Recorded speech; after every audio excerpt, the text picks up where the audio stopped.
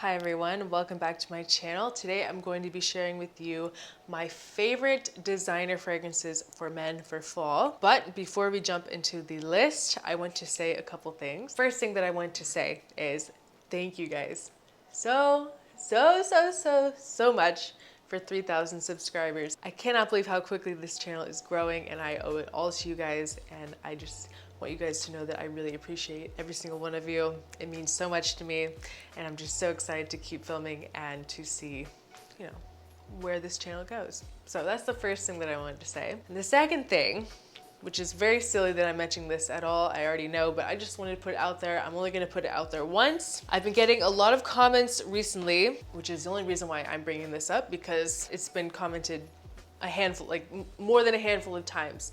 And it is about the fact that I am talking about fragrances that I don't have a bottle of, and that I'm not qualified to talk about them because I don't have a bottle. And I just want to say, my channel is only, 2.5, 3 months old or something like that. It's very new.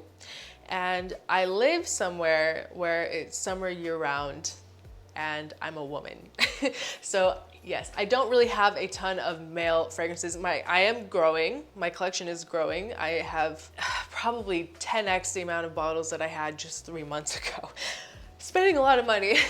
And I have collected a lot of men's fragrances as well. I just wanted to put it out there that the fragrances that I'm talking about, every fragrance that is on this list or any list that I make, I have smelled, and it's a fragrance that I enjoy. So like, I'm not just, coming up with a random fragrance that I've never smelled. These are things that I genuinely like and recommend. And I know it's silly to engage with things like that, but I just put it out there once and I'm done. And the last thing that I want to mention really quick is that I got a PO box. I got so many comments from people saying that I need to set up a PO box, not just on this channel, but I mean, I've been getting that for years on my Erica 35mm channel. Because my subscribers want to like send me notes and things like that, and I love the idea. So I finally bit the bullet, and I went out and I got a PO box. So if you guys would like to, send me some letters, become pen pals, or samples that you'd like me to review, anything like that along those lines, the address is in the description box below.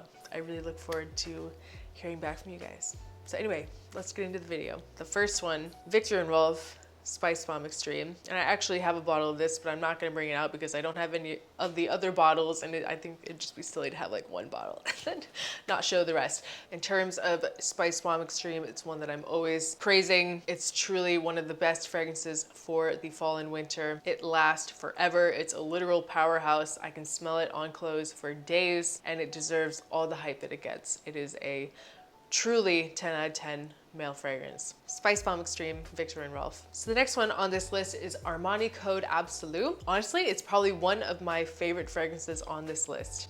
It is more on the sweet side. I love the nutmeg and the leathery suede combo in this. It has tonka bean and some woodsy notes as well. Some people kind of compare it to Jean Paul Gaultier Ultra Male. I don't know. I don't really think so, but to each their own. Has pretty good performance for a sweet fragrance.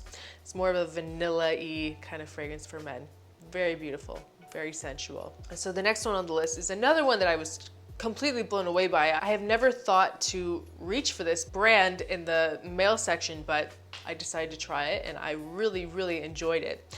And this is Valentino Uomo Intense. This fragrance is definitely a head turner. It has lots and lots of vanilla and iris and notes like mandarin orange, tonka bean, vanilla, and leather. It's definitely on the sweet side, but it's very, very well balanced. Very, very, very sexy and very long lasting. I smelled a bunch of the Valentino ones, and I love them all. For men, really, really nice. I feel like it's one that even in like Sephora and places like that, it's almost like hidden. They kind of keep it like away. Like it's not where it's on the bottom shelf in a corner hidden. Like I had to kind of search for it. I decided to try all of them, and I really like them, but this one was my favorite. Valentino Uomo Intense. So number 4 on my list, when I smelled this for the first time, my jaw dropped. It's very different than the last 2 ones that I mentioned that were actually a little similar. So this one is Noir Extreme by Tom Ford. Such a sexy, deep, sensual fragrance. I really love the Tom Ford house. There's so many. I love the Orientals.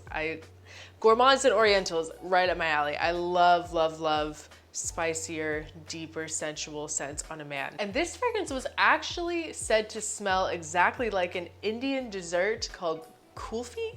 I hope I'm saying that right. Probably not. But I saw a lot of people commenting that it smells exactly like that. And they actually have that listed as a note on Fragrantica. I'm not exactly sure if that's, you know, really true or not, but kulfi has some really nice spicy notes like cardamom, nutmeg, saffron, and jasmine, and vanilla, and a little bit of amber and sandalwood to tie it all together. This is a very, very sophisticated fragrance for the fall and winter. And this would also 100% be my go-to if I lived somewhere where it was cold. Hands down, Tom Ford Noir Extreme. Chef's kiss. So the fifth fragrance that I have on this list is one that I've talked about before. Another Tom Ford. Can you guess what it is? Ombre leather, of course.